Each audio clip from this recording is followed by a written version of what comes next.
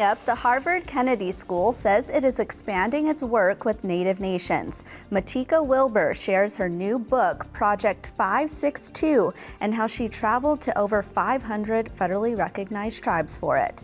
Plus, Native leaders are in Vancouver to discuss how Indigenous values can drive deals in clean energy. I'm Aaliyah Chavez. Join us for those interviews, plus headlines from the ICT Newscast. This program is made possible by the Corporation for Public Broadcasting, a private corporation funded by the American people. Arizona State University welcomes 3,500 Indigenous students from Arizona and across the nation. It serves one of the largest populations of Indigenous students among U.S. colleges and universities. We created a sense of place for tribal nations to create futures of their own making through community outreach and research, taught by world-class Indigenous faculty where they see a reflection of themselves and their experiences. Find community at ASU.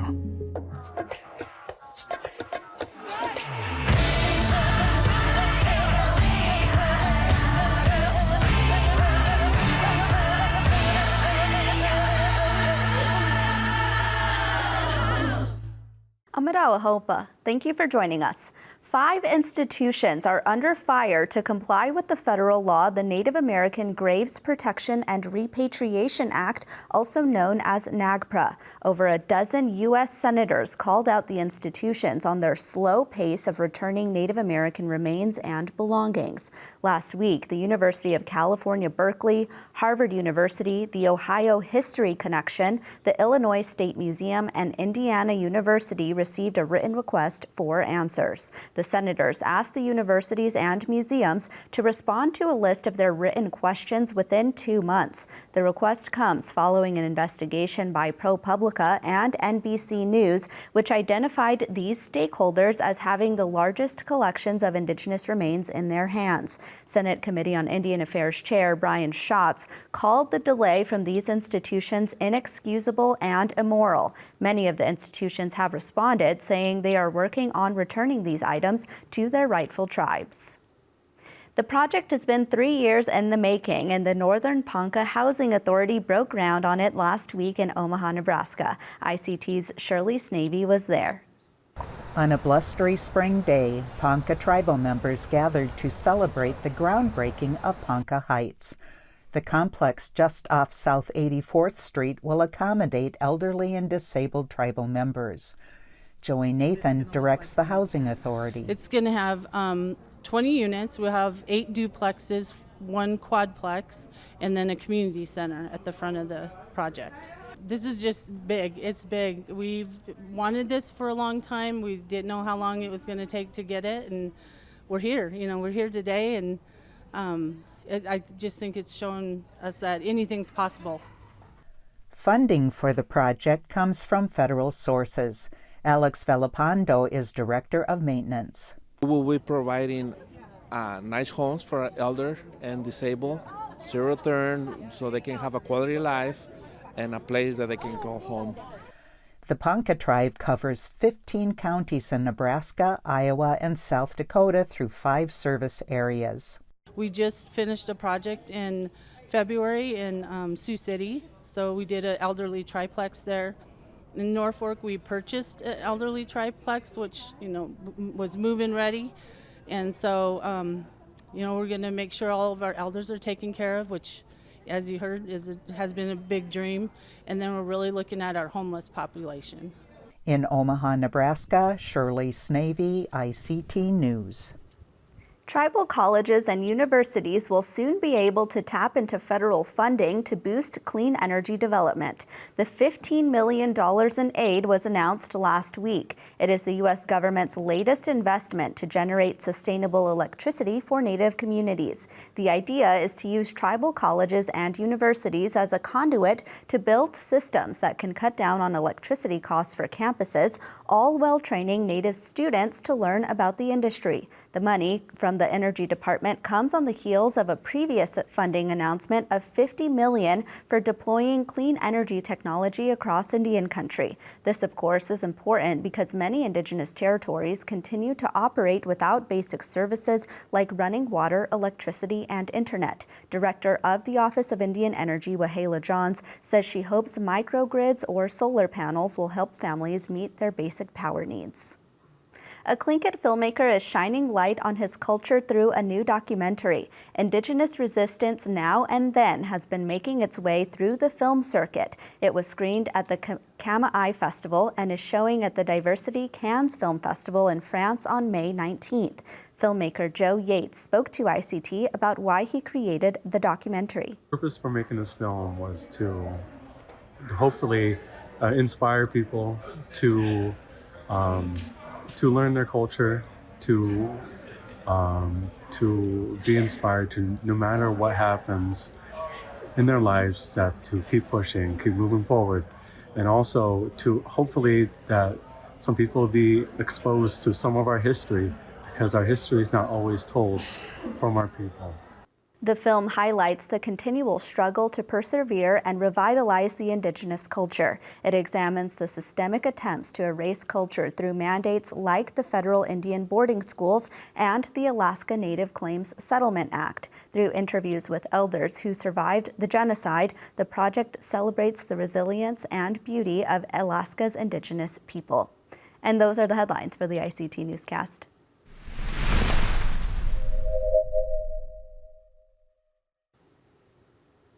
The Project on Indigenous Governance and Development is housed at the Harvard Kennedy School, and it's about to get a major boost. Last week, the university announced that the program has received over $15 million in gifts. That is set to fund a new professorship, senior fellowship, and other programming initiatives. Joining us today is Harvard professor Joseph Kalt, who co-founded the project in 1987. Professor Kalt, hello to you. Hi, good morning. Nice to see you. Has the Project on Indigenous Governance and Development ever seen an expansion like this before? No, this is really major. We've been around a long time, as people know, but now we're in a position to where these gifts will be endowing the efforts of the university and its commitment to Indigenous governance and development. And why was this funding so important to continue the goals of the project? Well, I think we all recognize that so much hinges on the capacity of tribal governance here in the U.S., Indigenous communities around the world. Without capable, self-determined, self-governing systems, everything tends to fall apart. And you can't hang on to a language teacher, you can't run a good housing program, and so forth. This effort will ensure that Indian country and beyond will have access to the resources and the reach of Harvard University. And we hope that supports from here to eternity now, since these are endowments, the efforts of tribal nations to build and rebuild their nations. Very quickly here, I want to make sure that we're all on the same page. Tell us what that means to make sure that this is endowed. You've said that a few times. What does that mean? Sure.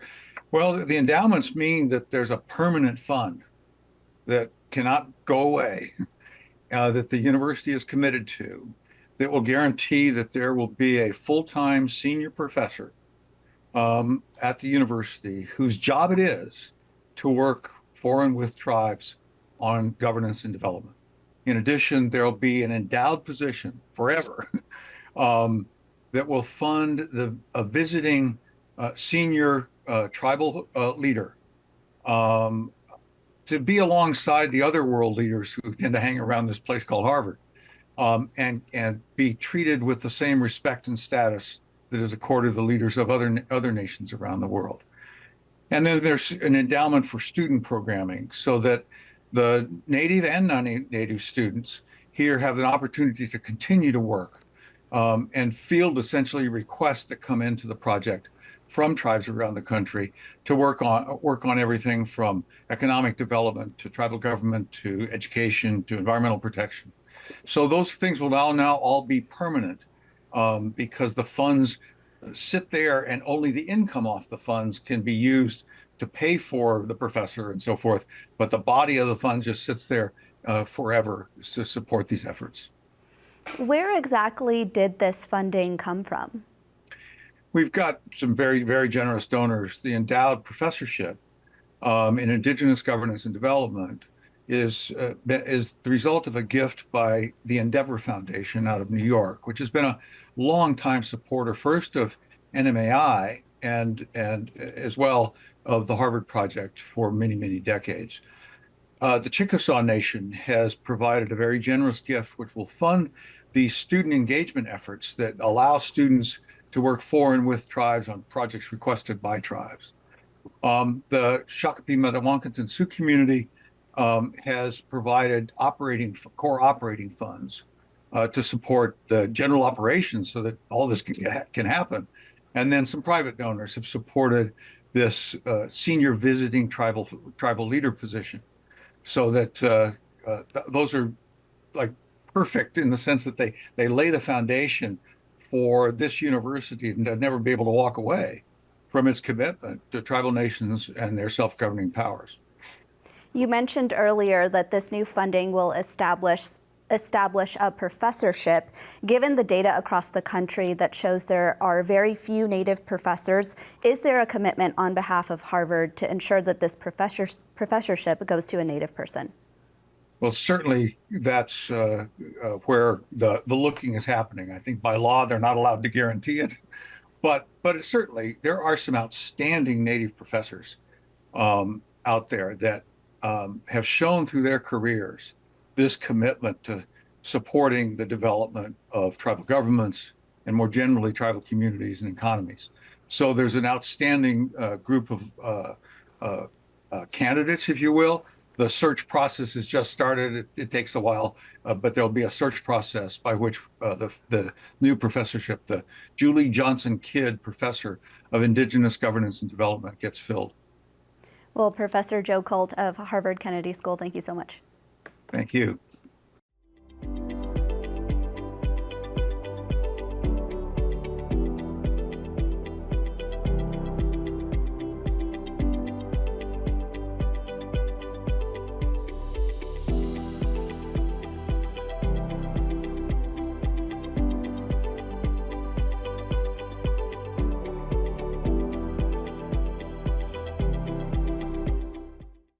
Matika Wilbur is an author, photographer, and podcast host. Her latest endeavor is the book Project 562. Matika developed the collection after years of photographing and interviewing Indigenous people from over 500 federally recognized tribes. ICT's Paris Wise has this interview with her. So you are the author and photographer of this book, Project 562, which is hitting shelves today. Congratulations. Thank you so much. Yeah, it's really exciting. What is Project 562? Well, Project 562 is a year, I started in 2012. It's taken me many, many years of traveling around the country with the goal of visiting more than 562 federally recognized tribes in the United States. When I started the project, that was the original goal. And then as time went on, I also would visit with, urban Native communities, with international Native communities, with tribes that are still fighting for recognition. The plenary power of Congress is always in flux. And so I spent 8 years. I started in Washington and went through Oregon and California, what is now known as Oregon and California, and around the country, really, in circles multiple times, and into Alaska several times. And I photographed about 1,200 people, and I went to about 450 tribal communities, and I interviewed my subjects and talked with folks about a wide range of topics, from sovereignty to self-determination, nation building, environmental justice, climate justice. We talked about Indigenous feminisms and rematriation and decolonization. And, we had conversations about love and death and trauma and healing and, everything in between. So the book that's coming out this week is a collection of those stories and interviews that are collated into what we're calling profiles. Wow, well, what a journey. I mean, you even sold everything you owned, you got rid of your apartment. What was that decision-making process and why you wanted to embark on this? I didn't have enough funding to like be on the road and to also keep an apartment. And so I had to kind of make it the decision, which was one or the other.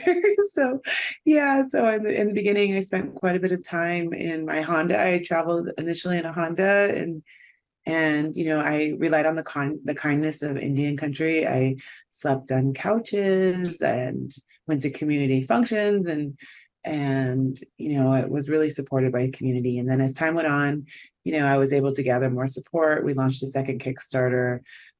Foundations decided to support the work that I was doing, and then I was able to upgrade to living in an RV, which was definitely, van life was a lot of fun. And yeah, that's how I did it. This book is, photography, it's a physical book. Why was that the format you chose to tell these stories? I over the years have worked in several different mediums. I had a blog for many years that I published on weekly. On my Project 562 website, we published hundreds of entries. I had a YouTube channel for a while, and I think we made about 70 films, short films. And I also have a podcast called All My Relations, and it's really an incredible platform. We have a lot of listeners. We just reached the 1 million listener threshold, so that's really exciting to have a podcast to discuss relationality and all its complexity. And I've also, with this project, developed curriculum. So we have like a 40-page curriculum guide that accompanies the publication of the book. And the book is a really great tangible it's like a tangible object that I can give to people that really encapsulates so many different stories and people that I've encountered along the way. Of course, I've also done exhibitions, right? I have an exhibition up right now in Santa Monica. That's a 72-piece collection that will be traveling and going to New Orleans and then to Michigan. And so that's another exhibition, it's been in exhibition form several times in several different locations. But yeah, the book is certainly a new vessel to carry the stories, and I'm pretty excited about it. As a really accomplished storyteller, you mentioned you had already published preliminary content for this project, and of course your All My Relations podcast is incredible. What do you really want people to take away from this book? The book is for me is what I think of as like my love letter to Indian country. It's all of these incredible stories, and really it's a time capsule, right? Because these are like people that I photographed 7 years ago or 5 years ago or 3 years ago, and they represent people where they were at on that day of their journey. For me, like, I started this project because I want our children to have the opportunity to see themselves reflected properly. I think that it's wildly unjust that our students don't have the opportunity to open up a textbook, a 500-page book that has adequate representation of our people. And, I started this project for that very reason, because I was a teacher at the tribal school of my res, because I wanted to be able to provide a resource to my own students that could show them how incredibly beautiful and intelligent and resilient and thriving and human, right, we are, and all of the many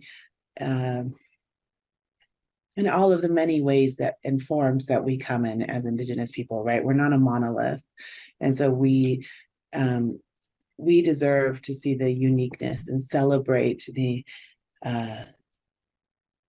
our own people.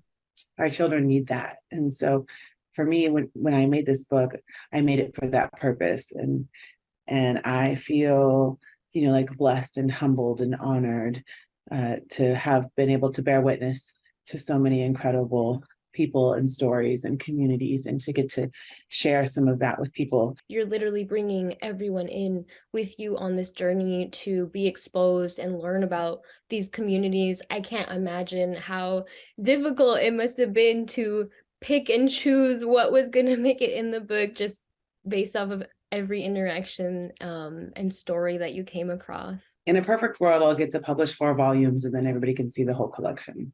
And if not, then I'll eventually make a website where it all will live. Well, thank you so much, Matika Wilbur, for taking the time to talk about Project 562. It's my pleasure. Thanks for having me.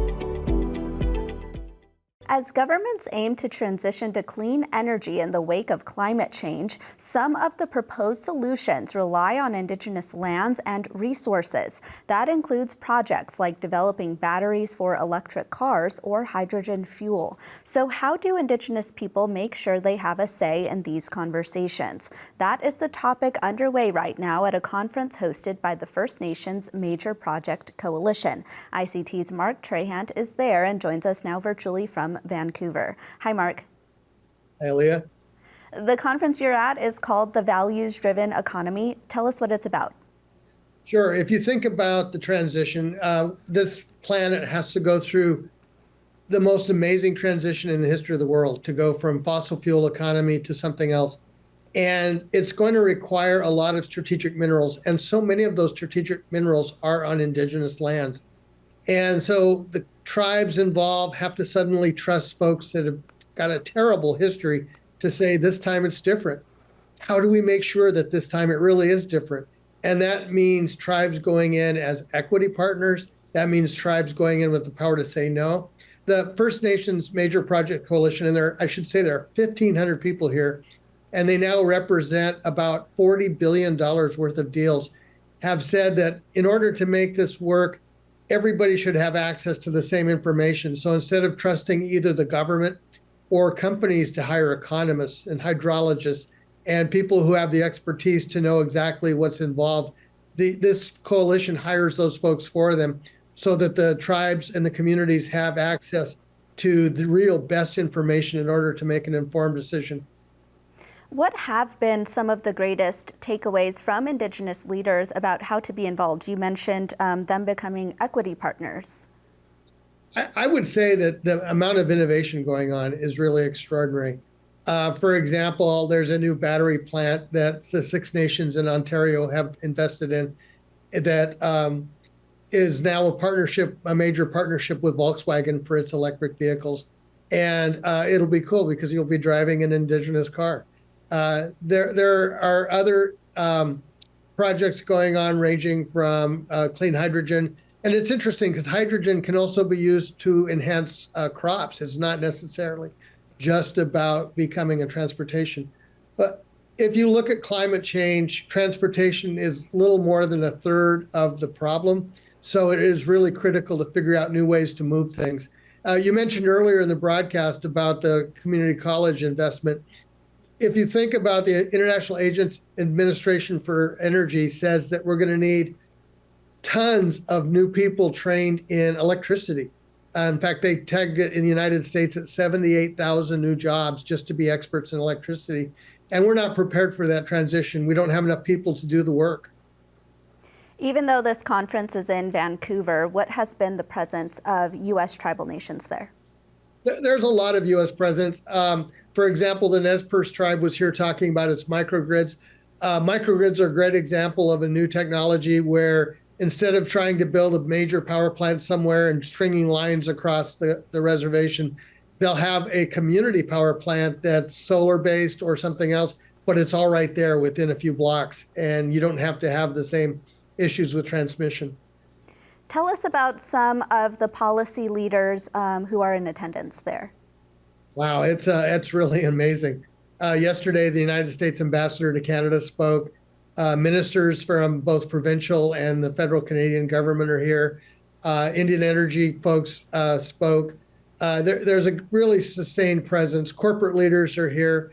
I had a conversation with a corporate leader yesterday, and one of the challenges is strategic minerals. And to be real honest, we're going to have a tough conversation within our communities about mining and what mining is going to occur and why.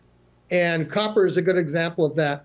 In the next 20 years, in order to make this transition, we have to have more copper than we have had in the entire history of the world. And you think about the scale of that and what's going to be required, and it's really daunting. What has been the atmosphere like? Is this something that really excites Indigenous leaders? Yeah, I think so. I talked to an investment banker who's providing money for infrastructure. And what's really cool is you think about the big energy projects, but because the infrastructure needs of so many tribal communities have been behind, it also includes really basic stuff like roads and sewer systems and things like that. And this person is here providing access to capital so that communities can do this as governments. And that's really exciting to see. Well, ICT Editor-at-Large Mark Trahant, we look forward to your reporting when you get home, and have a safe trip. Thank you. And that's a slice of our Indigenous world. For all the latest, visit ictnews.org. From all of us in the newsroom, stay safe, my relatives.